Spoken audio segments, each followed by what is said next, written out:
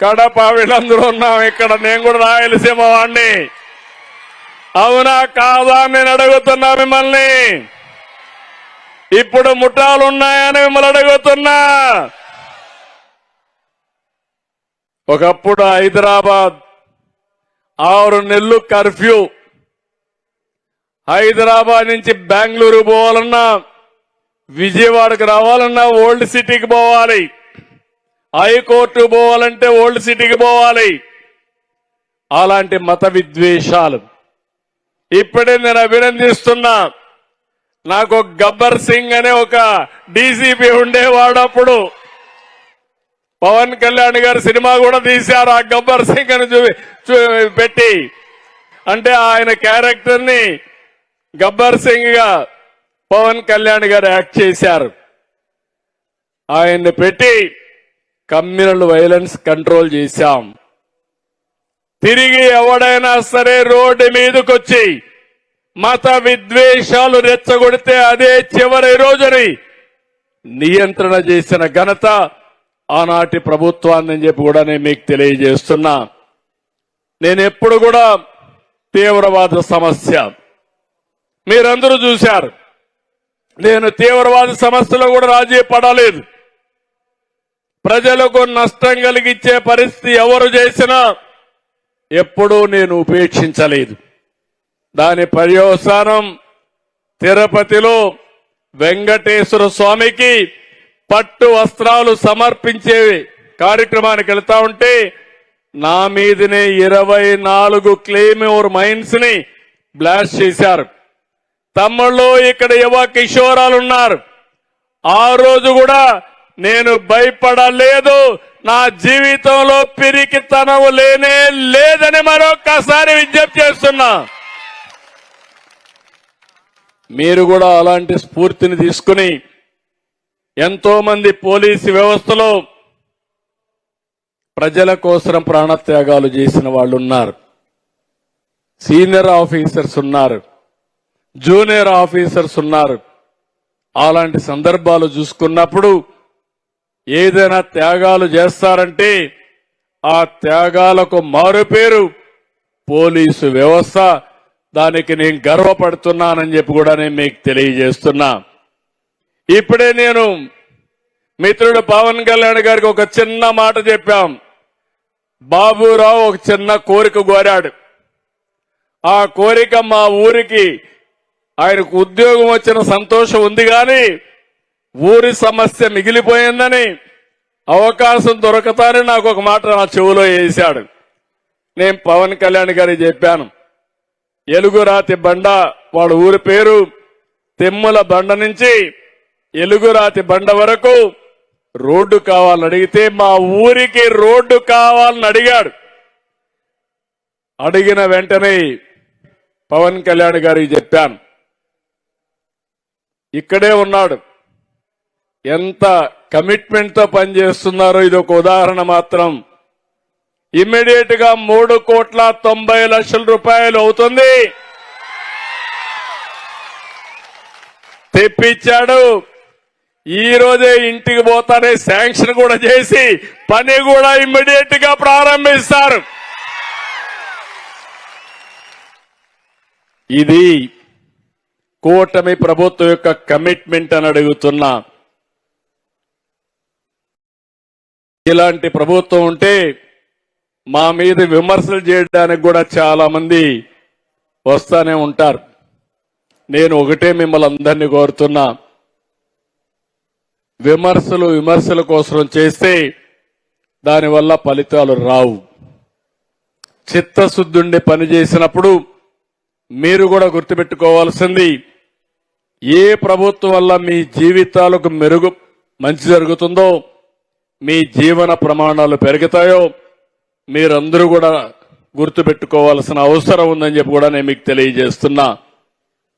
Super 6 చెప్పాం, super hit చేశామా లేదా అని మిమ్మల్ని అడుగుతున్నా. ఇప్పుడు ఇక్కడ కానిస్టేబుల్ ఉద్యోగాలు వచ్చిన దానికి మీకు హ్యాపీ, సూపర్ 6 చేసిన దానికి మీ కుటుంబానికి కూడా హ్యాపీ. పెద్దలందరూ ఉన్నారు. ఎప్పుడూ ఇవ్వనన్ని సంక్షేమ కార్యక్రమాలకు నాంది పలికాం. 18 నెలలు చరిత్ర సృష్టించామని చెప్పి కూడా నేను మీకు తెలియజేస్తున్నా. ఈరోజు నేను ఒకటే మిమ్మల్ని కోరుతున్నాను, అందరిని అడిగాను. Highly qualified MTech, MSc, BSc, MA, BEd బాగా చదువుకున్నారు. అందరికీ టెక్నాలజీ మీద పట్టుంది. నేను ఒకటే మిమ్మల్ని అందరినీ కోరుతున్నాను. ఎన్నోసార్లు చెప్పాను, ఒకప్పుడు మనందరం హార్డ్ వర్క్ చేసేవాళ్ళం. ఇప్పుడు హార్డ్ వర్కే కాదు, స్మార్ట్ వర్క్ చేయాల్సిన అవసరం ఉంది. పోలీస్ వ్యవస్థకు మీకు ఒకటే విజ్ఞప్తి చేస్తున్నా, ఇందులో మీరు చూడాల్సింది ఇన్విజిబుల్ పోలీస్. పోలీస్ కనపడకూడదు, విజిబుల్ పోలీసింగ్. మీది మూడో నేత్రంగా ఉండాలి.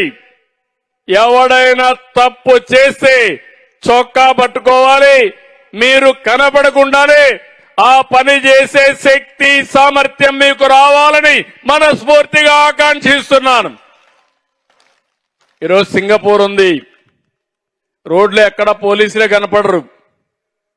మనం అందరం అనుకుంటాం ఎవడో కనపడలేదు కాబట్టి దారి మళ్ళిచ్చి పోదాం, రాంగ్ రూట్ లో పోదామని. రాంగ్ రూట్ లో పోతానే చొక్కా పట్టుకునే పరిస్థితిలో ఉంటారు. ఎయిర్పోర్ట్ లో చూస్తే ఎవడు పోలీసే ఉండడు, ఎక్కడ చూసినా నిఘా కేంద్రాలు ఉంటాయి. ఎవడన్నా తప్పు చేసి 2 నిమిషాల్లో పట్టుకోవడమే కాదు, తప్పు చేసిన వాడు మళ్ళా కనపడడు. అలాంటివన్నీ చేసే పరిస్థితికి వస్తున్నారు. ఈ రోజు నేను మిమ్మల్ని అందరినీ ఒకటే కోరుతున్న, టెక్నాలజీ ఉపయోగిద్దాం. PPP నేరాల నియంత్రణలో ఈ విధానం మీరు పాటించాలి. ప్రిడిక్టివ్, ముందుగానే ఊహించుకోవాలి. ఒకప్పుడు తీవ్రవాద సమస్య నాకు, ఆ తర్వాత ముఠా కక్షలు, ఆ తర్వాత కమ్యూనల్ వైలెన్స్, ఇప్పుడు రాజకీయ ముసుగులో నేరాలు చేసే రాజకీయ రౌడీలు తయారయ్యారు. అంటే నేను ఈయన మంచోడని చెప్పి వదిలిపెట్టాను అనుకోండి రాజకీయ నాయకుల్ని. నాలాంటి వాడికి కొన్ని గుణపాఠాలు కూడా ఉన్నాయి. పోలీసు వ్యవస్థ కాబట్టి మీకు చెప్తున్నాను, పోలీసు వ్యవస్థ ఎప్పటికప్పుడు అప్రమత్తంగా ఉండాలి, జాగ్రత్తగా ఉండాలి. మీ నీడను కూడా మీరు నమ్మకుండా ఉండాలి. నేను నమ్మి మోసపోయాను. 2019 ఒక చిన్న ఉదాహరణ చెప్తాను మీకు. 2019 ఎన్నికలు వచ్చాయి. అభ్యర్థుల ఎంపికలో బిజీగా ఉన్నాను. తెల్లవారితో నిద్ర లేస్తాను, ఒక చీటీ వచ్చింది. వివేకానంద రెడ్డి గారు గుండెపోటుతో చనిపోయాడు. ఇది న్యూస్. మీరేమనుకుంటారు అప్పుడు? ఆ దినంగానే ఏమనుకుంటారు? నిజం అనుకుంటారా లేకుంటే సందేహిస్తారా? నిజమని నువ్వు కడపలో ఉన్నా కూడా అనుకున్నావు. కడపలో లేని వాళ్ళు ఏమనుకుంటారు? పాపం అనుకుంటాం. అవునా కాదా? నేను కూడా సీఎం కొండి పాపం అనుకున్నాను. నా పని నేను చేసుకున్నాను పాపం అని. మధ్యాహ్నాలకు ఆయన కూతురు అడిగింది, లేదు సందేహం ఉంది, మీరు పోస్ట్ మార్టం చేయమని. అప్పుడుండే మా ఎస్పీ కూడా ఏదో జరిగి ఉంటుంది అని ఆయన గమ్మునున్నాడు. అక్కడ ఒక సిఐ ఉంటే పై వాళ్ళకి రిపోర్ట్ చేయాలి, ఆయన రిపోర్ట్ కూడా చేయకుండా వాళ్ళంతా కూడా రూమ్ అంతా కడిగితే ఈయన వాళ్ళకందరికి సహకరించాడు. సాయంత్రం అయింది, నాటకం పరాకాష్ఠకు వచ్చింది. సాయంత్రం అయితే ఏం చేశారంటే, మా తండ్రి చనిపోయాడు, చిన్నానే పెద్ద దిక్కు, ఈరోజు ఆయన్ను కూడా చంపేశారన్నాడు. ప్రజల్లో అనుమానం పోయింది. తర్వాత నెక్స్ట్ డే పేపర్లో నారాసుర రక్త చరిత్రని నా చేతిలో కత్తి పెట్టి సాక్షి పేపర్లో వేసాడు. నేరస్తులు తప్పించుకొని ముఖ్యమంత్రి పైన నేరం వేసే పరిస్థితికి వచ్చారు. మీరు నమ్మారు, అప్పట్లో నమ్మారు, ఓట్లేశారు. నేను ఓడిపోయా. 5 ఏళ్లు నానా ఇబ్బందులు పడ్డాం. అదే నేను గాని తెల్లవారితో గాని పసిగట్టి దోషుల్ని అప్పుడే అరెస్ట్ చేయించుంటే నేను ఓడిపోయేవాడిన తమ్ముడు అని మిమ్మల్ని అడుగుతున్నా. అందుకే పోలీసులు గుర్తుపెట్టుకోవాలి. ఇలాంటి కేస్ స్టడీలు నా జీవితంలో చాలా స్టడీ చేశాను. మా పోలీసులు చెప్పినా ఇప్పుడు మాత్రం నేను చాలా జాగ్రత్తగా ఉన్నా. నేను ముఖ్యమంత్రిగా ఉన్నంత వరకు నన్ను ఎవ్వరూ మభ్య పెట్టలేరని మరొకసారి మీ అందరికీ విజ్ఞప్తి చేస్తున్నాను. ఇక్కడుండే పోలీసులు కూడా మీరు అది గుర్తుపెట్టుకోవాలి. ఓసారి ఇవన్నీ కూడా గట్టిగా చెప్పే విషయాలు మీకు. నేను తిరుపతిలో వెంకటేశ్వర స్వామికి బట్టలు ఇచ్చే మునుపు సిమ్స్ హాస్పిటల్కి వెళ్ళాను. ఎన్టీ రామారావు గారు అన్నదానం 83లో ప్రవేశపెట్టాడు, అన్నప్రసాదం. అది ఇప్పుడు కూడా మీరు తిరుపతికి వెళ్తే, తిరుమలకి వెళ్తే అన్నప్రసాదం పెడతారు. ఇప్పుడు ఐఎమ్ వెరీ హ్యాపీ. కడపలో ఆడబిడ్డ నేను పెట్టిన అన్నా క్యాంటీన్లో భోంచేసి చదువుకునిందంటే ఆ పట్టుదల.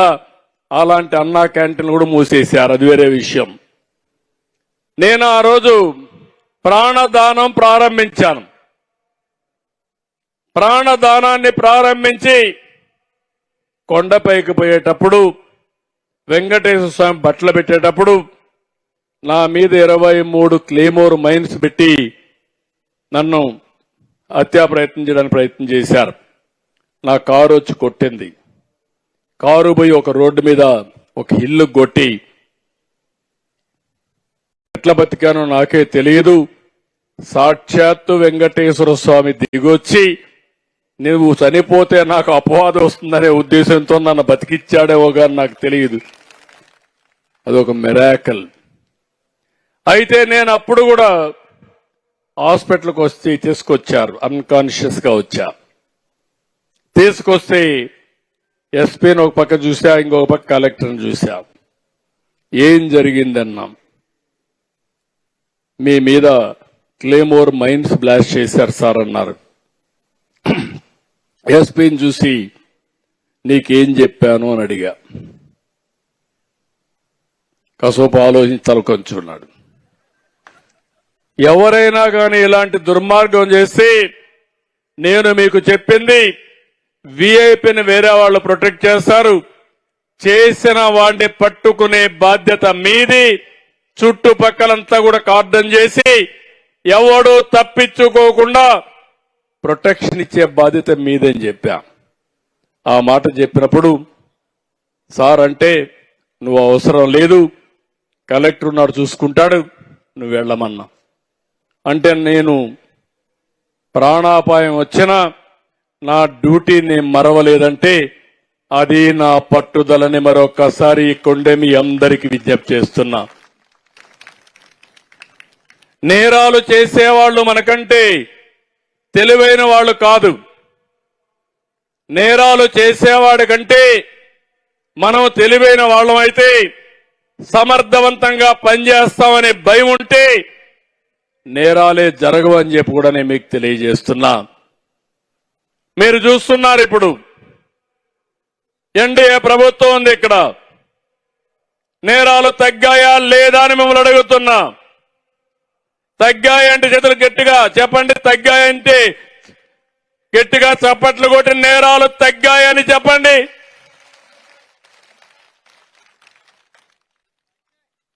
నేను ఒకే మాట చెప్పాను, ఎవడైనా సరే నా ఆడబిడ్డల జోలుకొస్తే అదే చివరి రోజు మీకని హెచ్చరించాను. రేపు ఎవడైనా టెస్ట్ చేయాలంటే టెస్ట్ చేయండి, మీ కథ నేను చూస్తానని మరొక్కసారి ఈ పోలీస్ రిక్రూట్మెంట్ రోజున హెచ్చరిస్తున్నానని చెప్పి కూడా నేను మీ అందరికీ విజ్ఞప్తి చేస్తున్నా. ఇంకో పక్క రాష్ట్రంలో గంజాయి బ్యాచ్ చెడ్డ పేరు తీసుకొచ్చారు. ఎక్కడికక్కడ మన పిల్లల భవిష్యత్తు ఆడుకున్నారు, చెడగొట్టారు. ఎన్నికల కంటే ముందు ఒక మాట చెప్పేవాడిని, లా అండ్ ఆర్డర్ కంట్రోల్ చేస్తాను, కానీ గంజాయికి అలవాటైన వాడిని మాత్రం నియంత్రణ చేయాలంటే టైం పడుతుంది. అలవాటు అయిపోయింది. సాయంత్రం అయితే గంజాయి తీసుకోకపోతే పిచ్చెక్కుతుంది. వీళ్ళని మార్చాలంటే చాలా టైం పడుతుందని చెప్పా. అయినా వదిలిపెట్టడంలో ఏజెన్సీ మొత్తం డ్రోన్స్ పంపించి ఎక్కడ గంజాయి ఉందో మొత్తం వెరిఫై చేసి ఉక్కు పాదంతో గంజాయి లేకుండా చేసేదానికి ప్రయత్నం చేస్తున్నాం. నేను ఒకటే హామీ ఇస్తున్నా, ఎక్కడా ఇది జరగదని చెప్పి కూడా నేను మీకు తెలియజేస్తున్నా. మూడోది రౌడీజం. చిన్న రౌడీలకి పెద్ద రౌడీలకి మా పోలీసుల ద్వారా కొత్త సైన్యం వచ్చారు కాబట్టి, మీరు ఒక ధైర్యం ఇచ్చారు కాబట్టి వాళ్ళకు కూడా హెచ్చరిక చేస్తున్నా. ఎవడైనా రౌడీజం చేస్తే ఈ రాష్ట్రంలో ఉండడానికి అర్హత లేదు. ఒకప్పుడు ఆంధ్రప్రదేశ్ లో ఎవడన్నా రౌడీలు చేస్తే చోటా మోటా రౌడీల్ని రాష్ట్రం నుంచి బయట పంపించేశారు. ఆ దెబ్బతో ఎవడూ రౌడీలు చేయడం మానేశాడు. ఇప్పుడు కూడా దానికి కట్టుబడి ఉన్నానని చెప్పి కూడా నేను మీకు తెలియజేస్తున్నా. మీలో కావాల్సింది ఎక్కడికక్కడ ఆలోచించండి. నేరాలు మారుతున్నాయి. మారిన నేరాలు అర్థం చేసుకుని మీరంతా కూడా ప్రిడిక్టివ్ గా ముందుకు పోవాలి, అంచనాలు వేసుకోవాలి. క్రియాశీలకంగా మీరు ఆలోచించుకోవాల్సిన అవసరం ఉంది. ఒక నేరం జరిగిన తర్వాత ఆలోచిస్తే నేరం జరగకుండా మీరు నివారించలేరు. నేర స్వభావం ఉండే వ్యక్తుల పైన కన్నేయాలి. అదే సమయంలో సీసీటీవీ కెమెరాల్లో కూడా నేరాలు చేసే వాళ్ళందరూ ఫోటోలు పెడతాం. వాళ్ళకు కూడా హెచ్చరిస్తున్నా, మీ రోజులు అయిపోయినాయి, నేరాలు చేయొద్దండి. చేస్తే మాత్రం మిమ్మల్ని వదిలిపెట్టమని చెప్పి హెచ్చరిస్తున్నా. ఇంకో పక్క ప్రివెన్షన్ కోసం మీరు ముందుకు పోవాల్సిన అవసరం ఉంది. నేరాలు తగ్గించడానికి అవసరమైన ప్రణాళికలు తయారు చేసుకోవాలి. ముందు జాగ్రత్తలు చేయాలి. అప్రమత్తల్ని పాటించాలి. టెక్నాలజీ వాడుకుంటే నియంత్రణ చేసే పరిస్థితి వస్తుంది. ఇంకో పక్కన మీరందరూ కూడా నేరం జరిగిన వెంటనే మీరు స్పందించే పరిస్థితి రావాలి. వేగం కూడా పెంచాలి. ఎందుకు నేను ఈ మాట వాడుతున్నానంటే, ఇటీవల ఒక కేసు ఒకటి జరిగింది ఇక్కడ. ఆ కేసు మీరు చూస్తే ఒక పాస్టర్ చనిపోయాడు. నేను కూడా బాధపడ్డా. చనిపోతే ఇది ప్రభుత్వమే చంపేసిందని నేరాన్ని వేయడానికి కొంతమంది దుష్ట శక్తులు ప్రయత్నం చేశారు. నేను మా పోలీసుని అడిగాను, నాకైతే తెలియదు ఆ పాస్టర్ ఎవరో, మీకేమన్నా ఐడియా ఉందన్నారు. మాకు కూడా ఐడియా లేదు సార్ అన్నారు. హైదరాబాద్ లో ఉంటాడు, రాజమండ్రికి వెళ్తున్నాడు. రాజమండ్రికి వెళ్లే ముందు ఆయన యాక్సిడెంట్ లో చనిపోయాడు. ఆ నేరాన్ని రాజకీయ ప్రత్యర్థులు కొంతమంది వాళ్లతో కలిసి నేరాన్ని ప్రభుత్వం పైన వేశారు. మా పోలీసుని అడిగారు, ఇమ్మీడియట్ గా చెక్ చేయమన్నాను. చెక్ చేయడం మొదలుపెట్టారు. కడాన నేను అడిగాను, మొత్తం సీసీటీవీ కెమెరాలు ఉన్నాయి, లింకులన్నీ తీయమన్నాం. లింకులన్నీ తీస్తే హైదరాబాద్ లో బయలుదేరి దారి మొత్తం తాగుతూ తూలుతూ ఎక్కడికక్కడ పడుతూ కడారబోయి అక్కడ పోయి చనిపోయే పరిస్థితికి వచ్చాడు. ఏ షాపులో బ్రాందీ కొన్నాడు, ఎక్కడ కిందన పడ్డాడు, ఫోటోలతో సహా వచ్చాయి.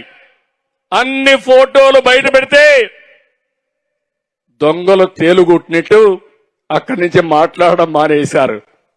నేను అడుగుతున్నా మిమ్మల్ని, అదే సీసీటీవీ కెమెరాలో ఆ దృశ్యాలు లేకపోతే ఆ నేరం ప్రభుత్వాన్ని, ఆ హత్య ప్రభుత్వాన్ని, ఆ తర్వాత ముఖ్యమంత్రి అతన్ని చంపేశాడని నా మీదనే పెట్టేసేవాళ్ళు. ఇలాంటివన్నీ ఉంటాయి. నేను అందుకే మీ అందరినీ ఒకటే కోరుతున్నా, ఏ నేరమైనా చిన్న నేరం గాని పెద్ద నేరాన్ని గాని తీవ్రంగా మీరు తీసుకోవాలి, అధ్యయనం చేయాలి. అన్ని కోణాల్లో మీరు ముందుకు పోతే అప్పుడే ఇది సాధ్యమని చెప్పి కూడా నేను మీకు తెలియజేస్తున్నా. నేను అందుకనే ఈరోజు నేను చాలాసార్లు చూశాను, ఒకప్పుడు నేరస్తులు రాజకీయాల్లో ఉండేవాళ్ళు కాదు, నేరాలు చేసేవాళ్ళు కూడా రాజకీయ నాయకులు సపోర్ట్ చేసేవాళ్ళు కాదు, భయపడేవాళ్ళు. ఇప్పుడు బరిదిగించే పరిస్థితికి వస్తున్నారు. ఎందుకంటే మామూలు నేరస్తుల్ని మనం హ్యాండిల్ చేయొచ్చు, కానీ రాజకీయంగా ఉండే నేరస్తులైతే వాళ్ళకి సపోర్ట్ కూడా వచ్చే పరిస్థితి వస్తుంది. కానీ ఒకే ఒక విషయం ఈరోజు ఇక్కడ కోరుతున్నా, నేను ఎక్కడా రాజీ పడను. రేపు మా పార్టీ చేసినా మా మిత్రుడు పవన్ కళ్యాణ్ పార్టీ గాని ఎవరు మేము చెయ్యం. చేస్తే అలాంటి నేరస్తులకి పూర్తిగా సహకరించమని మరొకసారి మీ అందరికీ విజ్ఞప్తి చేస్తున్నా. మాకు స్టేట్ ఫస్ట్, ప్రజలకు ఎక్కడ కూడా అసౌకర్యం కలగడానికి వీలు లేదు. రాష్ట్ర భద్రతకే మా ప్రాధాన్యత. అందుకే నేను మిమ్మల్ని అందరినీ కోరుతున్నా, ఇటీవల కొన్ని చూస్తే నాకు ఆశ్చర్యం వేస్తుంది. లేడీ డాన్స్ తయారైపోయారు. మహిళల్లో ఈ రౌడీలుంటారు నేను ఊహించలేదు. మనుషులు కూడా చంపేసే పరిస్థితికి వస్తున్నారు, చంపించే పరిస్థితికి వస్తున్నారు. పెద్ద పెద్ద నాయకుల్ని మేనేజ్ చేసే పరిస్థితికి వస్తున్నారు. అవన్నీ చూస్తే నాకే ఆశ్చర్యం వేస్తా ఉంది. 5 ఏళ్లలో ఎంత పతనావస్థకి వెళ్ళిపోయావని. మామూలుగా లేడీస్ అంటే నాకు చాలా గౌరవం, వాళ్ళు ఎప్పుడు రారని. అలాంటి వాళ్ళను కూడా అడ్డం పెట్టి గంజాయి గాని ఎక్కడికక్కడ రౌడీజం చేయడం, భూ కబ్జాలు చేయడం, ఇవన్నీ చేసే పరిస్థితికి వచ్చారు. అందుకే ఈరోజు పోలీసులకు పూర్తి స్వేచ్ఛ ఇచ్చాం. మళ్లీ చెప్తున్నా, సమర్థులకి పెద్దపీట వేస్తాం. ఈ రోజు ఇక్కడికి వచ్చిన యువతను చూసా, ఆడబిడ్డలను చూసా, ఒక నమ్మకం వచ్చింది. నేను ఒకటే మిమ్మల్ని అందరినీ కోరుతున్నా, ఈ రాష్ట్రాన్ని వెల్తీ, హెల్తీ, హ్యాపీ సమాజాన్ని తయారు చేయాలని నేను ముందుకు పోతున్నా. దానికి కావాల్సింది లా అండ్ ఆర్డర్, శాంతి భద్రత. ఇక్కడ రాజీ లేదు. ఏ సంఘటన జరగకుండా చూసుకోవడం ఒక బాధ్యతగా తీసుకుంటాం. అలాంటి పవిత్రమైన కార్యక్రమాన్ని నేను తీసుకున్నప్పుడు మా యువ కిషోరాలు, యువ పోలీస్ పూర్తిగా సహకరించండి. మీ గౌరవాన్ని పెంచే బాధ్యత నాది, ప్రజలకు రక్షణ ఇచ్చే బాధ్యత మీదని మరొక్కసారి మీ అందరికీ విజ్ఞప్తి చేస్తున్నాను. చేస్తారా అని మిమ్మల్ని అడుగుతున్నా. నమ్మకం అని మిమ్మల్ని అడుగుతున్నా. నమ్మకం అంటే 6,000 చేతులు పైకెత్తండి.